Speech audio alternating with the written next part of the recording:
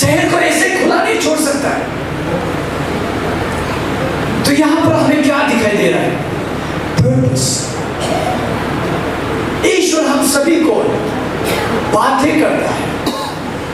ईश्वर directly आके नहम्याह को ये नहीं बोला कि जा तू दीवार बना, लेकिन वो मन में आया है, बर्डन को फील किया है। ईश्वर उसी को उद्देश्य देगा, उसी को अपने काम के लिए इस्तेमाल करेगा जिसका दिल में बर्डन है। ईश्वर क्वालिफाइड वाला लोगों को नहीं ढूंढ रहा। ईश्वर बहुत पढ़ा लिखा, बहुत ज्ञानी, बहुत स्मार्ट, बहुत सुंदर, ये लोगों को नहीं ढूंढ रहा। कौन ईश्वर का काम किया? अपना मन में बर्डन है, ईश्वर उसी को ढूंढ रहा है। Praise the Lord. पैशन से भरा हुआ, ईश्वर का काम करना है, जोश से भरा हुआ है।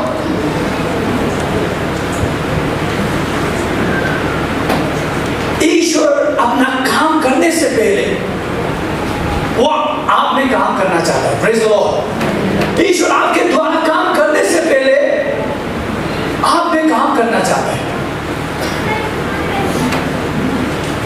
यहां पर हमें क्या दिखाई दे रहा है कि नहम्याह जो है उसका मन जो है बेचैन हो गया, क्योंकि उसको ईश्वर से उद्देश्य मिला है, अपना जीवन का लक्ष्य मिला है कि I have to rebuild the wall of Jerusalem which is broken।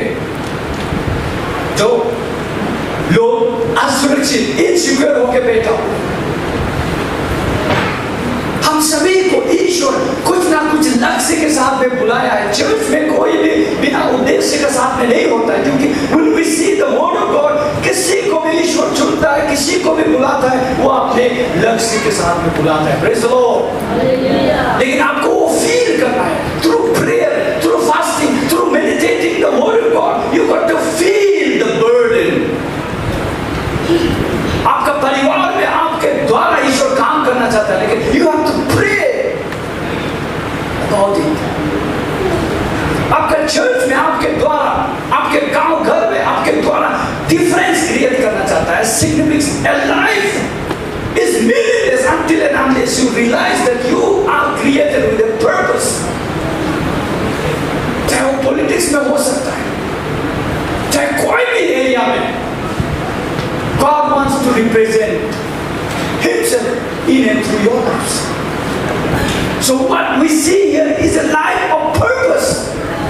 एक जीवन है उद्देश्य से भरा हुआ। नहम्याह कोई सिंपल आदमी नहीं था, वो एक काप्यर था, राजा का राजा भी नहीं, वो महाराजा है। उसका अंदर में बहुत सारा लोग है। अब नहम्याह जो है इस बर्डन को लेकर वो प्रार्थना करने लगता है। जब ईश्वर आपको बर्डन देता है, आपको समझना है कि वो आपका काम है। और इसीलिए नहम्याह जो है इंटरसीड करता है।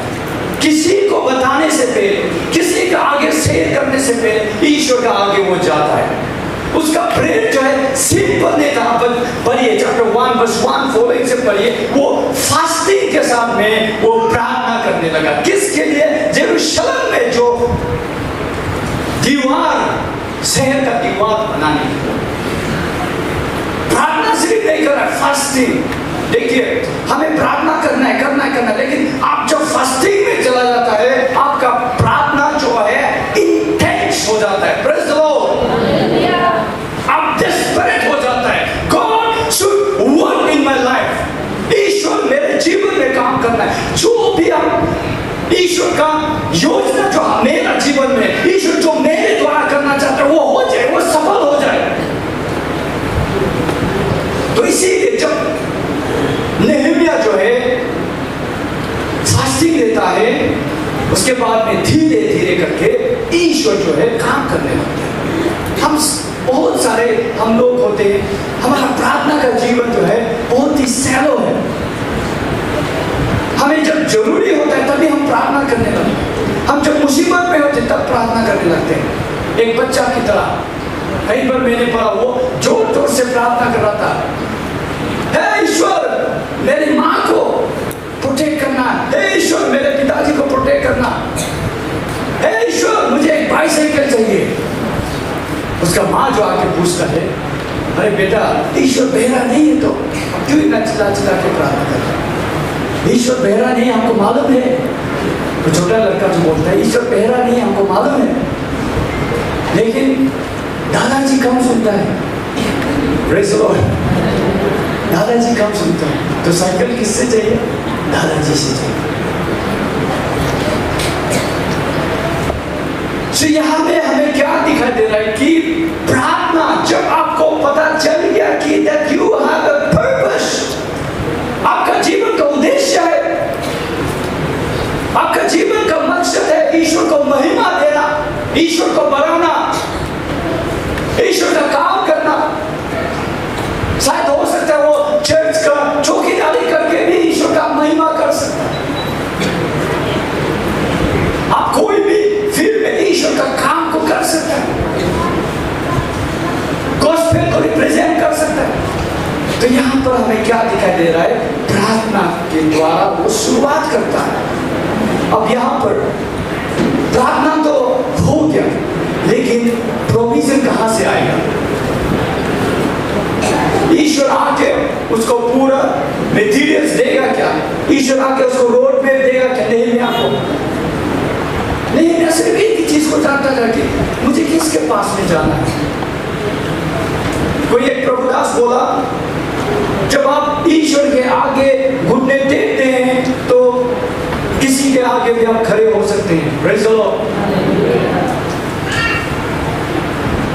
वो राजा प्रभु का आगे अगर आप घुटने टेकेगा तो कोई भी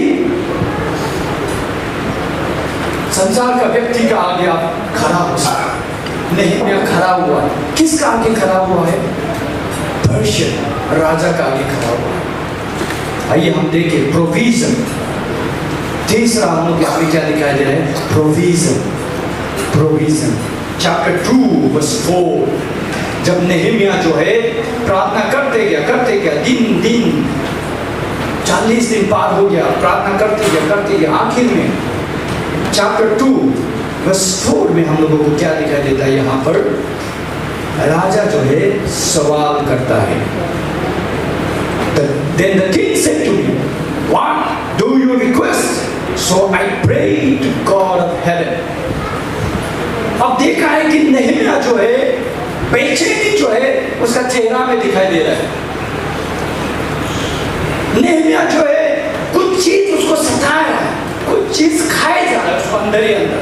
क्योंकि ईश्वर का जब आपका जीवन में उद्देश्य आता है तो आप सिंपली फ्री होके नहीं रह सकता है। वो कॉन्स्टेंटली आपको प्रोवोक करते रहेगा, कॉन्स्टेंटली आपको पोक करते रहेगा। वो प्रार्थना कर रहा है और साथ में वो सोच रहा है कैसे करके करेगा। उसने ईश्वर से मांग लिया, लेकिन वो ढूंढ भी रहा है किस प्रकार से ईश्वर कैसा दरवाजा खोलेगा। और ये बेचैनी, वो उदासी चेहरे पर जब राजा को दिखाई देता है कि अरे क्या हुआ, तुम तो बीमार नहीं है, तेरे चेहरा का खुशी जो क्यों उड़ा हुआ है। राजा का आगे हमेशा आपको खुशी होकर रहना होता है। राजा का आगे उदास नहीं हो सकता है, स्पेशली अगर आप कप बेरर है, राजा का इतना करीबी है तो आप उदास होकर नहीं रह सकता है। आप खुश होना हो, आपका चेहरा पे मुस्कुराहट होना चाहिए, लेकिन नेहमिया का चेहरा से मुस्कुराहट जो है उड़ चुका था। तो इसी चीज को देख के राजा जो है नेहमिया से सवाल करता है, क्या हो गया, हम तेरा लिए क्या करें? Praise the Lord। क्या करेगा हम तेरा लिए? और यहाँ पर हमें दिखाई देता है कि नेहमिया जो है राजा को बताने से पहले ईश्वर को प्रार्थना करता है। Praise the Lord। राजा तो पूछा था क्या चाहिए तुमको, तुम्हारा अनुरोध क्या है? और राजा भी नहीं, महाराजा है, उसका अंदर भी कितना सारा देश है। जब वो पूछ रहा है तुम्हारा क्या रिक्वेस्ट है, तो वो बताने से पहले मन ही मन में प्रार्थना करने लगा। कोई एक राइटर ऐसे बोला है, जो प्राइवेट में बहुत ज्यादा प्रार्थना करता है, पब्लिक में उसका प्रार्थना जो सबसे शॉर्ट होता है। Praise the Lord. यानी कि आप घर में पर्सनल टाइम में आप बहुत प्रार्थना कर लिया, तो चर्च में आप में या पब्लिक कोई गैदरिंग में आपका प्रार्थना जो छोटा होगा।